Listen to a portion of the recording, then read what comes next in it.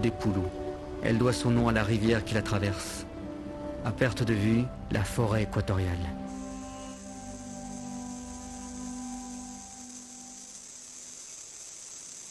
Au cœur de cette nature, quelques 9000 pygmées.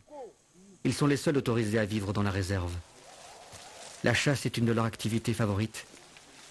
Les pygmées la pratiquent en groupe et armés de lances et d'un filet.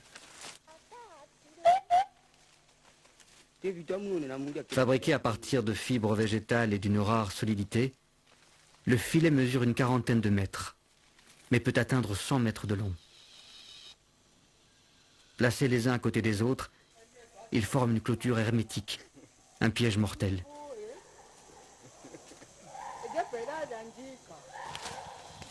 Les cris des femmes et des enfants rabattent le gibier, le plus souvent sans succès. Le gibier se fait de plus en plus rare.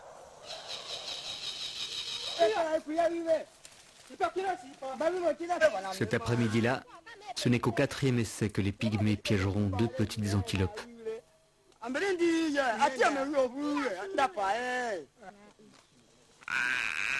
Grosses comme un lapin, les antilopes sont trop petites pour calmer la faim de tous les chasseurs. Installé dans une clairière, le campement se compose de quelques cases rudimentaires où vivent une dizaine de familles.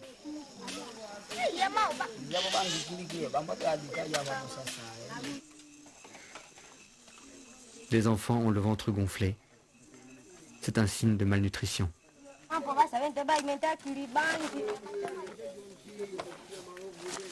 Les huttes font l'objet de toutes les attentions. Les feuilles sont fréquemment renouvelées. Elles protègent de la pluie et procurent de la fraîcheur.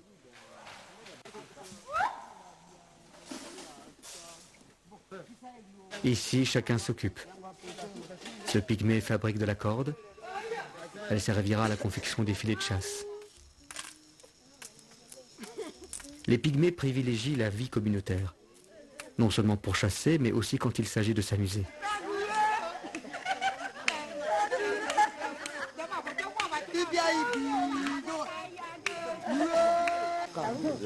Une de leurs activités favorites, fumer.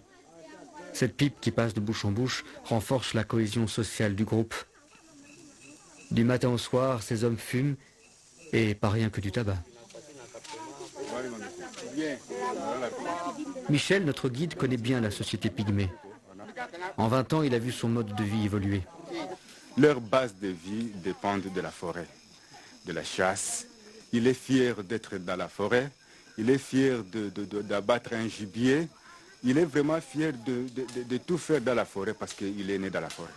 Il y a aussi des ONG qui viennent les soutenir parfois pour leur développement, aussi qui contribuent à leur changement de mode de vie. Ils sont en train de perdre leur âme, aussi la vie culturelle. Si toutefois ils abandonnent leur mode de vie et la tradition qu'on fait. Détenteurs des secrets de la forêt, les pygmées connaissent les propriétés des plantes et savent où les trouver. Chaque jour, ils cueillent les feuilles d'une 50aine d'espèces différentes et les apportent à la station des Poulous.